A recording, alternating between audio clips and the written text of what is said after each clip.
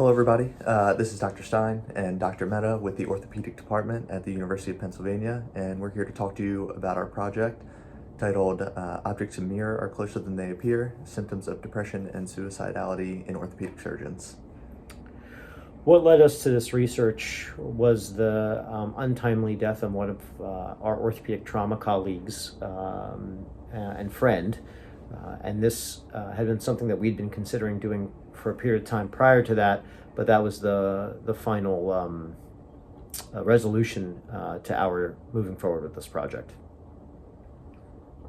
I think one of the unanticipated problems that came up with this project was our inability to get some of our specialty societies to send out the survey. There were several reasons for this that were offered, including survey fatigue, but also this area being very sensitive, and there were some concerns raised by some of the societies about the medical legal ramifications of doing this survey in terms of an inability to follow up in situations where there would be suicidal ideation or other concerns about self-harm.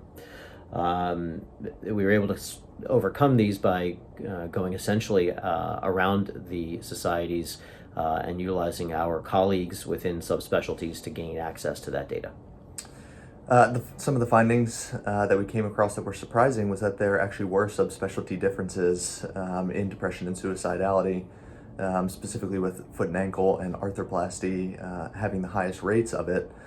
We found that to be very surprising. And then I think just the overall kind of impression that we got that personal difficulties being kind of dragged into the workplace much more than we initially anticipated. I think we like to think of ourselves as being able to suppress these things and get the job done no matter what, but it may be extracting a heavier toll than we all appreciate.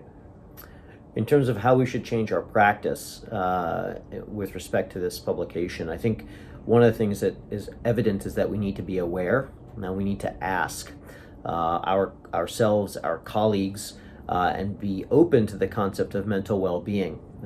We need to look at factors that are placing people at risk and try to mitigate those factors, and then destigmatize how we, both as a society but also as a specialty, look at people who are in these or under these sort of stressors.